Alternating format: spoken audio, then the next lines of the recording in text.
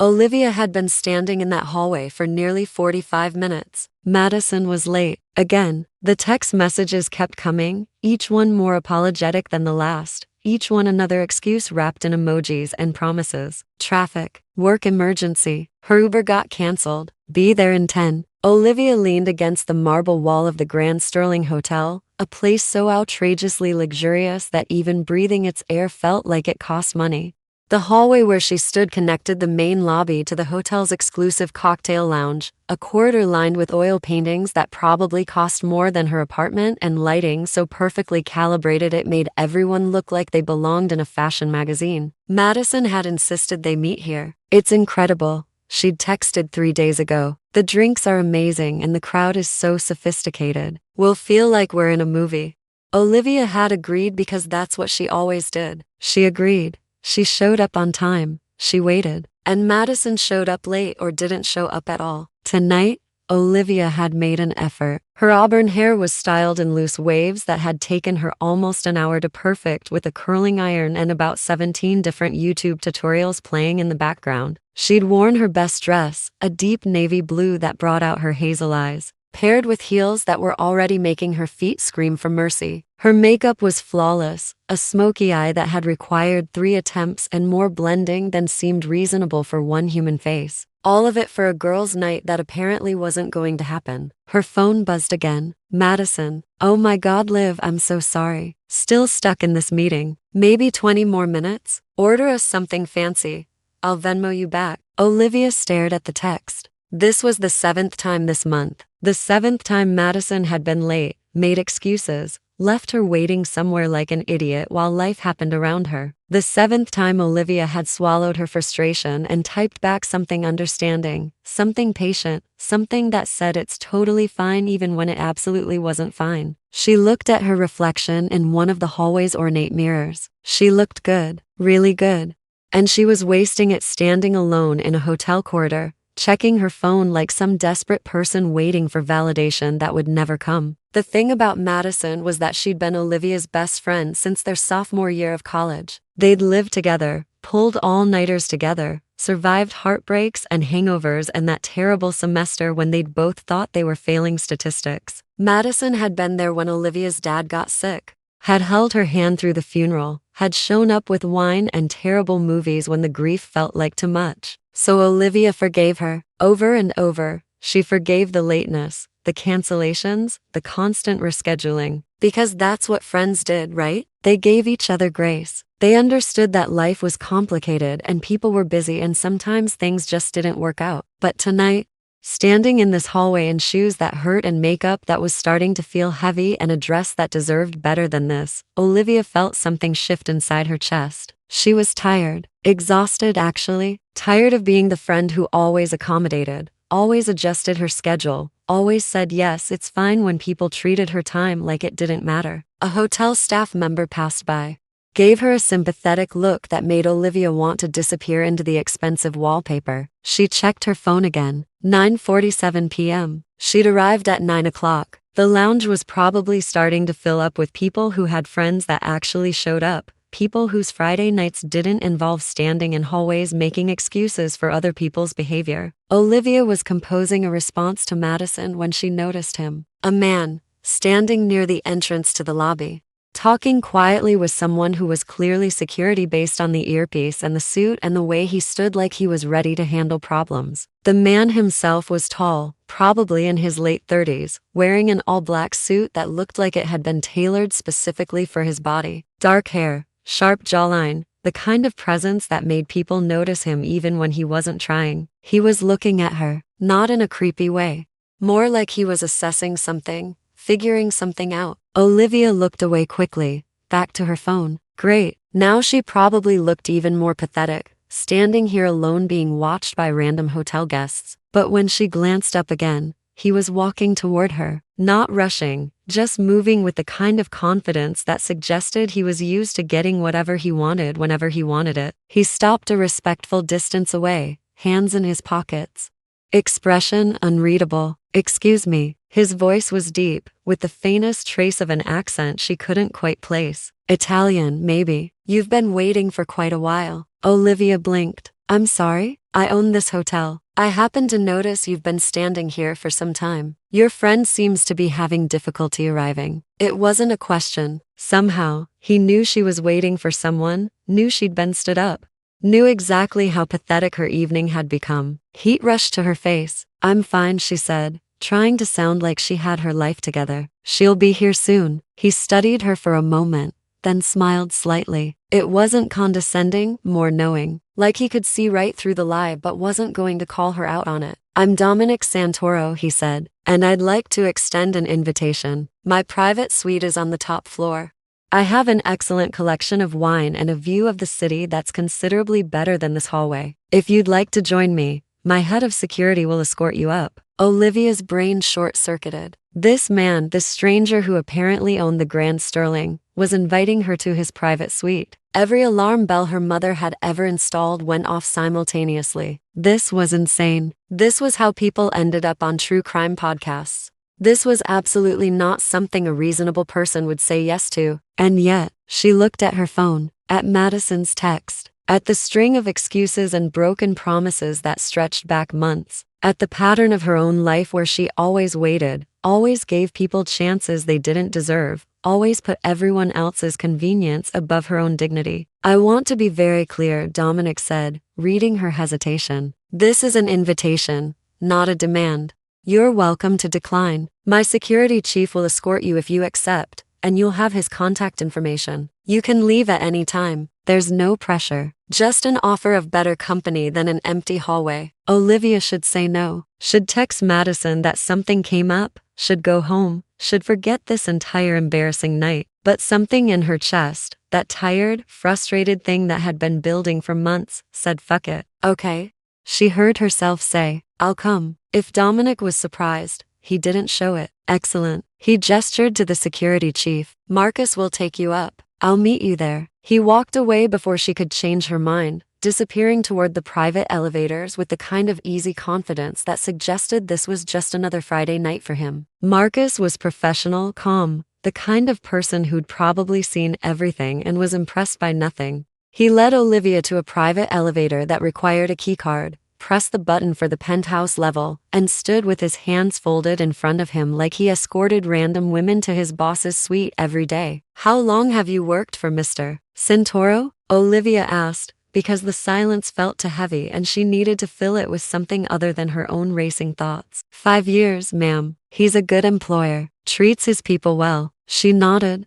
watching the floor numbers climb. "Is this," she started, then stopped. "Is this something he does often? Invite women he doesn't know to his suite?" Marcus's expression didn't change. "Never, ma'am. In the 5 years I've worked here, this is the first time Mr. Santoro has extended this kind of invitation. I can't speak to his reasoning, but I can tell you he's not a man who acts without purpose." Olivia didn't know if that made her feel better or worse.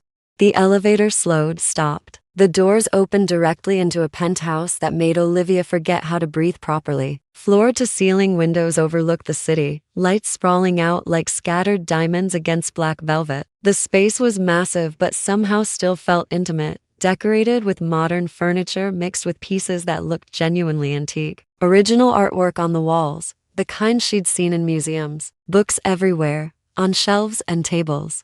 Some open like someone had been reading them recently. A laptop sat on the kitchen counter next to an empty coffee cup. This wasn't just a showcase apartment. Someone actually lived here. Dominic stood near the windows, hands in his pockets, silhouetted against the city lights. He turned when he heard the elevator, smiled slightly when he saw her face. "I take it you approve of the view?" It's Olivia stepped out of the elevator, Marcus disappearing back down without a word. "It's incredible. I'm glad you came." He moved to a bar area that looked like it belonged in a high-end restaurant. "Wine? I have several options. Red, if you have it. Region preference? Surprise me." He selected a bottle, opened it with practiced ease, poured to glasses. When he handed her one, their fingers brushed and she felt the contact like electricity. "Olivia Monroe," she said, because it seemed important to introduce herself properly now that she was standing in a stranger's penthouse drinking what was probably very expensive wine. Beautiful name. He gestured to the seating area near the windows. Please sit. Unless you'd prefer to stand near the elevator and maintain your escape route. She laughed despite herself, despite the insanity of this entire situation. The wine was excellent,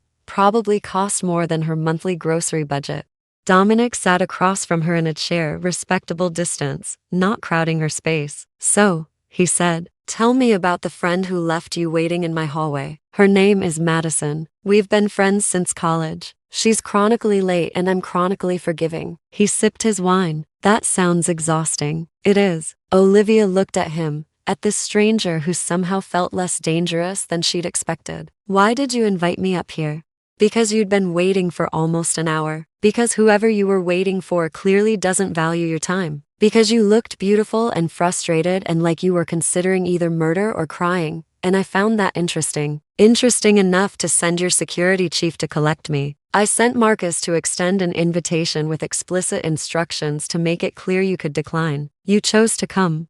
That makes this less me collecting you and more you being curious. His eyes held hers, dark and intense. So, are you curious? Yes. God, yes. But Olivia wasn't going to admit that out loud. About why a hotel owner spends his Friday night monitoring hallways, she said instead. Insomnia. I don't sleep well. Haven't for years. I walk my property before attempting rest. Tonight I walked past and saw you and decided sleep could wait. He leaned back in his chair. Your turn. How long has your friend been making you wait for things? Months, maybe longer. I keep forgiving her because she was there for me when my dad died. Because we have history. Because I thought that's what friendship meant. Dominic's expression softened slightly. Friendship means respecting each other's time. History doesn't give someone the right to treat you poorly in the present. Olivia sipped her wine. Let that sink in. They talked about small things at first.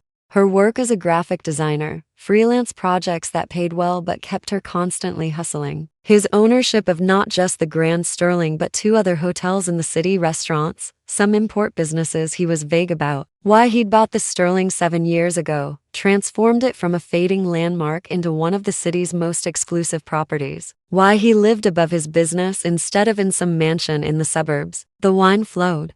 The conversation never stopped. Olivia found herself relaxing despite everything her rational brain was screaming about: stranger danger and bad decisions. Dominic was intelligent, direct, funny in ways she didn't expect. He asked questions and actually listened to the answers, challenged her when she said something he disagreed with but in ways that felt like intellectual sparring rather than dismissal. Made her laugh, made her feel seen in ways she hadn't felt in months.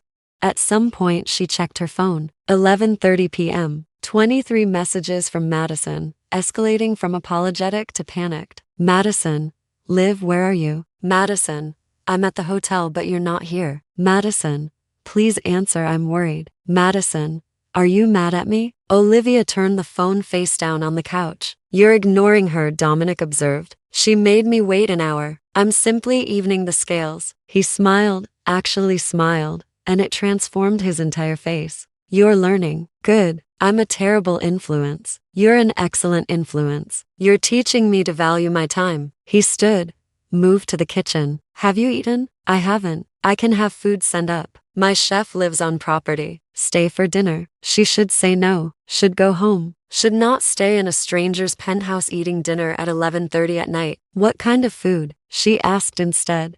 They ate Italian food that was better than anything Olivia had ever tasted in a restaurant, served on china that probably cost more than her car, pasta that melted on her tongue, bread that was still warm, wine that paired perfectly with everything. They sat at his dining table with the city glittering outside the windows, and Olivia realized she couldn't remember the last time she'd enjoyed a conversation this much. Dominic asked about her design work, wanted to see her portfolio, actually looked through it with genuine interest and asked intelligent questions about her process and inspiration. She asked about his hotels, how he'd gotten into hospitality, what it was like managing properties that catered to people who had more money than sense. He talked about his family, Italian by way of Sicily, big and loud and traditional. My mother still calls every Sunday to ask when I'm getting married and giving her grandchildren.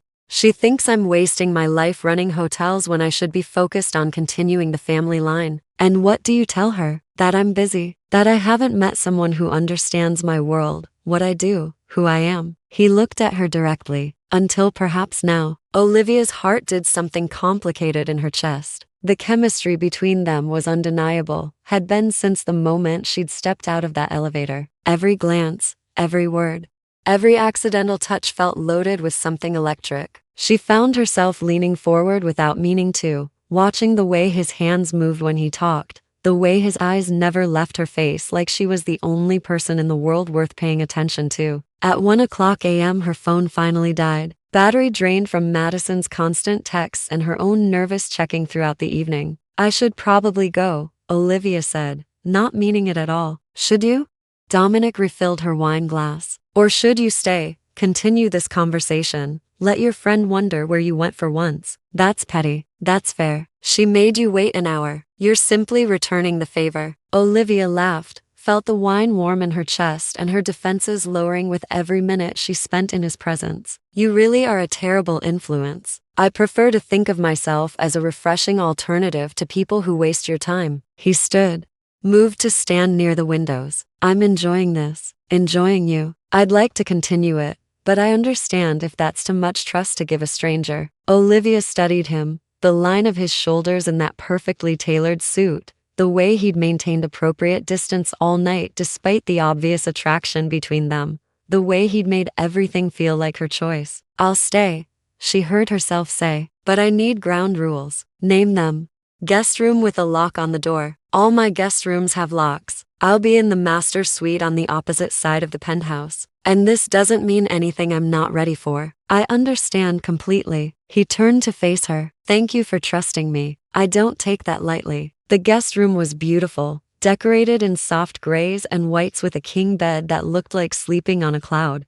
Attached bathroom with products that probably cost more than her entire skincare routine. A robe hanging on the door that was softer than anything in her closet. Olivia lay in the bed staring at the ceiling, trying to process what had just happened. She'd come to meet Madison for drinks and ended up in a hotel owner's penthouse. Had spent hours talking to a man she'd just met. Had agreed to sleep in his guest room. This was completely insane, but also, undeniably, the best night she'd had in months. She fell asleep smiling. Olivia woke to sunlight and the smell of coffee, disoriented for a moment before memory crashed back. Dominic, the penthouse, midnight pasta. Oh God. She found her phone dead, her shoes kicked off somewhere, her dress wrinkled. She wrapped herself in the borrowed robe and ventured out carefully. Dominic was in the kitchen making espresso, dressed in gray joggers and a white t-shirt, barefoot, hair slightly messed. He looked unfairly attractive for someone who'd probably slept as little as she had. Morning. He said it without turning around, like he'd known the moment she left the guest room. Coffee? Please. Strong. 4 drip if possible. He laughed, poured her a cup in a real ceramic mug, handed it to her. Cream,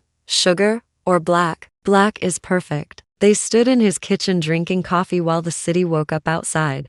And it should have been awkward but instead felt comfortable, natural, like this was something they'd done 100 times before. About last night, Dominic started. If you're about to say it was a mistake, I'm going to be disappointed. I was going to say it was the best Friday I've had in years, and ask if you'd like to do it again. Properly. Dinner, not at 1:00 a.m., somewhere public so you know I'm not a serial killer. I already know you're not a serial killer. Serial killers don't have this much original art or make coffee this good. So is that a yes? Olivia thought about it, about how easy talking to him had been, about how he'd made her laugh, about how he'd respected every boundary while making his interests clear, about how she hadn't thought about Madison once after midnight. Yes, she said, but I need to charge my phone and probably deal with the 30 messages from my friend. Phone charger in the guest room. Take your time. I'll make breakfast. Olivia dealt with Madison's messages while eating the best omelet of her life. Called her friend, endured the worried where were you and the guilty I'm so sorry I was late. Listened to the excuses about traffic and work and everything else. It's fine, Olivia said automatically, then stopped. Actually, no, it's not fine, Mads. You were an hour late. You've canceled or been late 7 times this month. I love you, but I'm exhausted. Can we please work on this? Silence on the other end, then a quiet yeah. You're right, I'm really sorry. Actually sorry, not just saying it. I'll do better. Thank you. That means everything. Dominic drove Olivia home to her apartment in Brooklyn, walked her to her door like a gentleman. Dinner tomorrow? He asked. 7 o'clock p.m. I'll pick you up. You don't know if I'm free tomorrow, are you? Yes. Then 7 o'clock p.m. He smiled, leaned in, kissed her cheek soft and respectful but leaving her wanting more. Thank you for last night, for trusting me, for being the most interesting conversation I've had in years. Thank you for rescuing me from hallway purgatory. He left before she could respond, and Olivia went inside trying to process what had just happened. She'd spent the night with a hotel owner who was absurdly attractive, clearly wealthy, and apparently very interested in her. This was either the beginning of something amazing or a spectacularly bad decision. She decided she didn't care which. Dominic took her to his restaurant in Midtown. Italian, naturally. 2 Michelin stars, impossible reservations. He owned it, so they walked past the waiting list and got the best table. You own this too? Olivia asked, studying the menu that had no prices. 3 restaurants, the Sterling, some other businesses. I'm Sicilian. We collect enterprises. He waved the menu away. Trust me to order? Should I? If you don't like it, you can order something else. But I think I know what you'll enjoy. He did. Every course was perfect. They talked through dinner about everything and nothing, and the chemistry between them intensified with every minute. When dinner ended, Dominic walked her to his car. Your place or mine? He asked. That's presumptuous. Extremely. But I've been thinking about kissing you since you walked into my penthouse looking shocked that I wasn't 80 years old. She laughed. I wasn't thinking that. You absolutely were. Disappointing? Definitely not disappointing. Good. He moved closer. So, your place or mine? Mine, she decided. And for the record, I was absolutely thinking you'd be 80. They barely made it inside her apartment before they were kissing, desperate and intense, clothes disappearing between breaths. Tell me if you want to stop, Dominic said against her neck. Anytime. I'll stop. Don't stop. Olivia pulled him closer. Definitely don't stop. They made love with the city lights filtering through her windows, and it felt inevitable, perfect. After, lying tangled in sheets with her head on his chest, Olivia said, so that happened. That definitely happened. He kissed her hair. And I'd very much like it to happen again. Eventually. First, I need 10 minutes to remember how my body works. They fell asleep wrapped around each other, and when Olivia woke in the morning to find Dominic still there making coffee in just his boxers,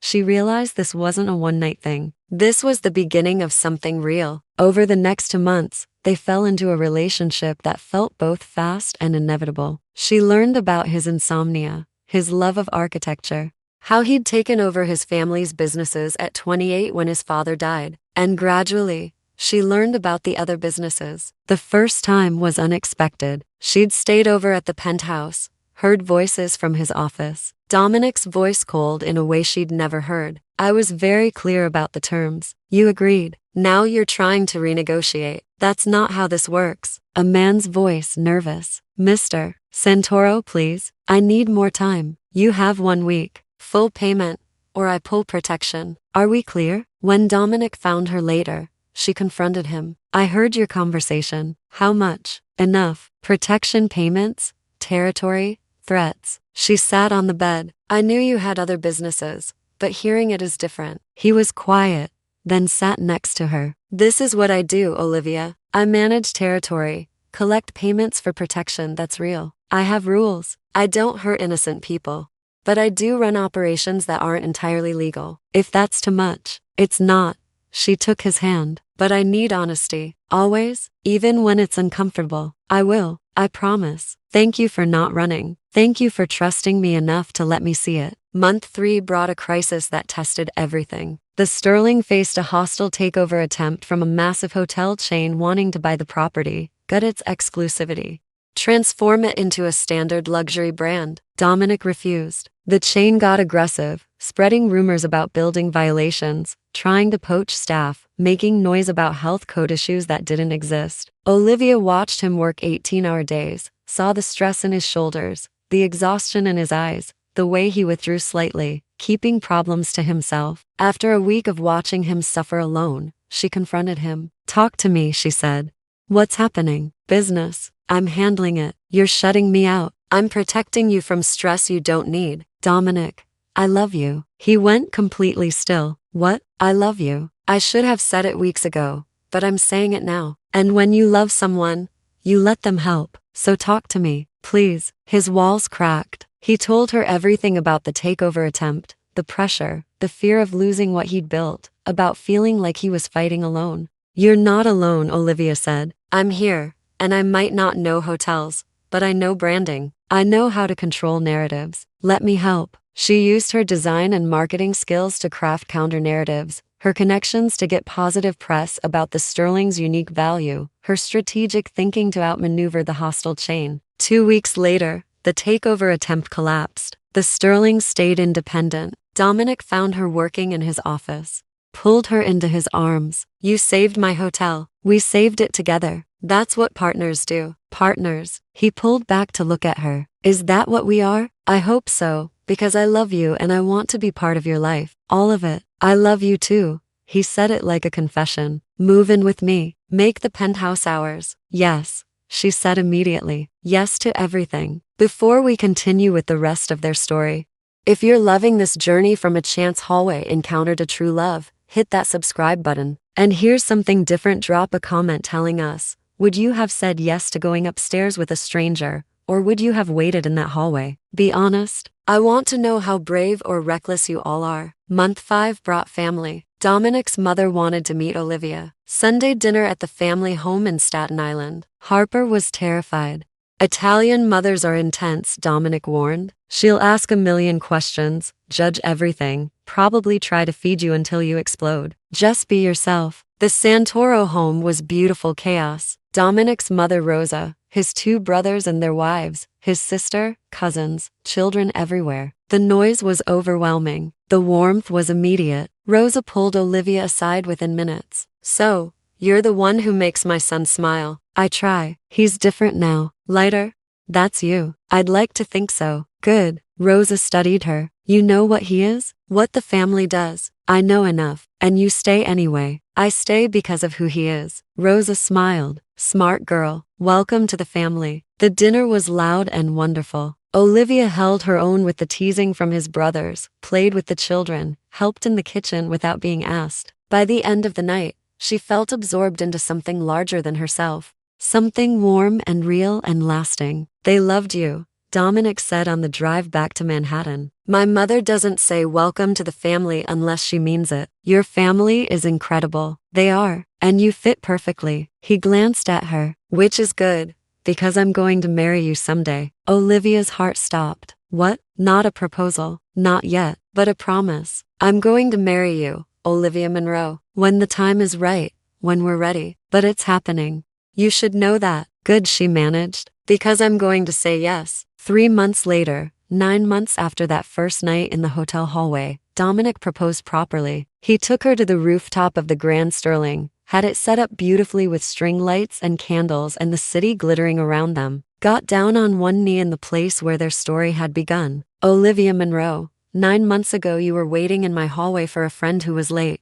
I sent Marcus to bring you to me. Craziest thing I've ever done. Best decision of my life. He pulled out a ring box. You're brilliant and strong. You challenge me and support me and make me want to be better. You've seen every part of my world, the legitimate businesses and the complicated parts, and you stayed. You chose me, and I choose you every day for the rest of my life. He opened the box. Emerald and diamonds and platinum. The color of the dress she'd worn that first night. Marry me. Be my wife. Let me spend forever making sure you never wait for anyone again. Because you deserve someone who shows up, always. And I will. I promise. Will you marry me? Olivia was crying, happy tears streaming down her face. Yes, God, yes. Yes to everything. He slid the ring onto her finger, stood, kissed her with the city as their witness. I love you, he said against her lips. I love you too.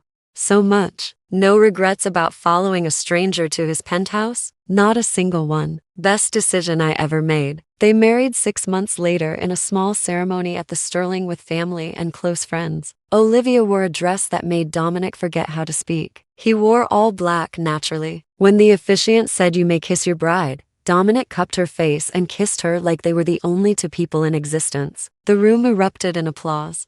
At the reception, Madison, maid of honor, gave a toast that made everyone laugh and cry. I'm supposed to tell embarrassing stories about Liv, but honestly, the most embarrassing thing is that she tolerated my constant lateness for years, which I've worked on, by the way. Therapy is incredible. Laughter. But seriously, Liv, you deserve this happiness. And Dominic, treat her like the queen she is, or I'll come for you. And I know you're terrifying, but I'll try anyway. Later, they snuck away to the penthouse, their home now officially shared. Hello, wife, Dominic said, pulling her close. Hello, husband. Any regrets? Olivia thought about that night 9 months ago, about standing in that hallway, about the security chief's impossible invitation, about saying yes to something insane because she was tired of waiting for people who didn't value her time. None, not one. You? Best order I ever gave. Bring her to my room. He kissed her. Thank God you came. Best decision I ever made. Following a stranger to his penthouse. We're not strangers anymore. No, we're partners. We're family. We're forever. Forever, he agreed. Starting now. They made love in their bed with the city glittering outside their windows. Their hotel, their city. Their life built on a moment of recklessness and trust and the kind of connection that happens when two people choose each other despite all logic. Years later, when people asked how they met, Olivia would smile and say, I was waiting for a friend who was late. He sent security to bring me to his penthouse. I said yes. And Dominic would add, she thought I'd be 80 years old. I wasn't. The rest is history. Because sometimes the best love stories start with terrible timing, with friends who are late and strangers who send security to collect you, with saying yes to something crazy because anything is better than waiting alone. Olivia had stopped waiting that night and found something infinitely better. She found home. Listen, if this story touched your heart, if you felt every moment of Olivia and Dominic's journey from that hallway to forever, I need you to do something for me. Don't just watch and leave. Subscribe to this channel because we're building something special here, a community that believes in love stories that feel real, messy, and absolutely worth it. Hit that bell so you never miss when we drop a new story. But more than that, I want to hear from you. Drop a comment and tell me your story. Have you ever taken a crazy chance on someone? Ever said yes when logic screamed no? Or maybe you're still waiting for your moment. Share it with this community. Let's create a space where we celebrate the brave, the reckless, and the romantics. Your story matters. And who knows, maybe it'll inspire our next video. Now go subscribe, and I'll see you in the next story.